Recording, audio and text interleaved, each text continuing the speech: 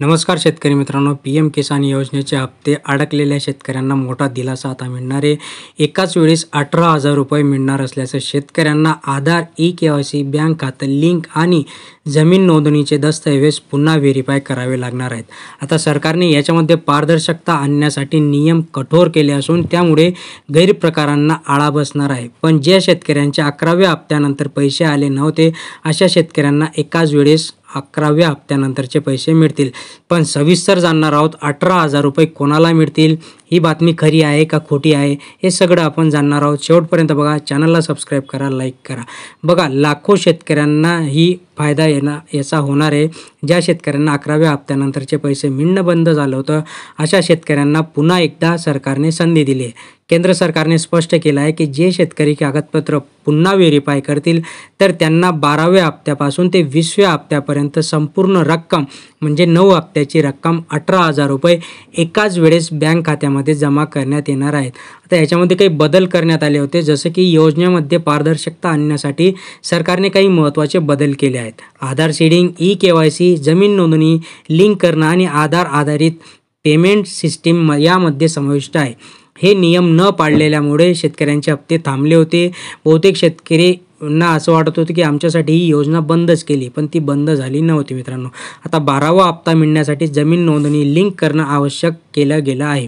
13व्या हप्त्यासाठी आधार आधारित payment system लागू करण्यात आली, तर 15व्या हप्त्यासाठी ई-के.वाय.सी अनिवार्य करण्यात आली होती. म्हणजे जसं एक हप्ता वाढत गेला तसे नवीन नियम ॲड होत गेले.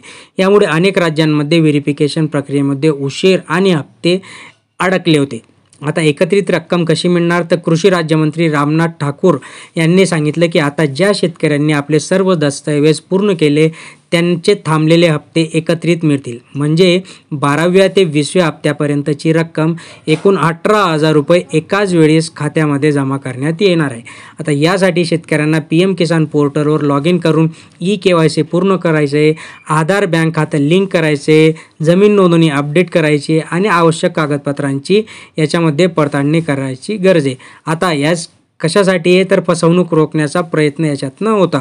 म्हणून डुप्लिकेट खाते हे सगळे बंद करण्यासाठी शेतकऱ्यांना हे नवीन नियम प्रत्येक वेळेस त्यांच्याकडनं करण्यात आले.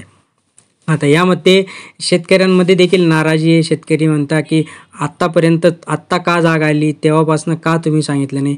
तर आता जो काही 20वा हप्ता होता तो 2 ऑगस्ट 2025 रोजी पंतप्रधान नरेंद्र मोदी यांनी 20वा हप्ता जारी केला होता. यामध्ये लाखो शेतकऱ्यांच्या खात्यामध्ये प्रत्येकी 2,000 रुपये जमा करण्यात आले. परंतु ज्यांचे हप्ते थांबले होते त्यांना त्वरित व्हेरिफिकेशन करून 18,000 रुपयांचा लाभ घेता यावा यासाठी हे नवीन नियम आला आहे.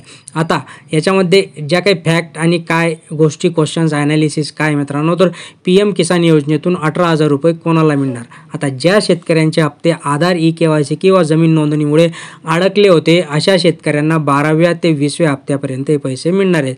पैसे मिळवण्यासाठी काय करावं लागणार आहे, ते पी.एम. किसान पोर्टलवर लॉग इन करून आपल्याला आधार, बँक लिंक, तपासणी, आपले जमिनीचे कागदपत्र हे जमा करायचे मित्रांनो. आता ही प्रक्रिया सुरू करण्यात आली असून यासाठी जे काही शेतकरी फसवणूक करत होते त्यांच्यासाठी हे रोखण्यासाठी ही नवीन स्कीम शासनाकडनं काढण्यात आली आहे. अतिशय चांगलं आहे मित्रांनो. ज्या शेतकऱ्यांचे याच्यामध्ये पैसे राहिले होते, ज्या शेतकऱ्यांचे हप्ते बंद झाले होते त्या शेतकऱ्यांसाठी चांगली बाब आहे.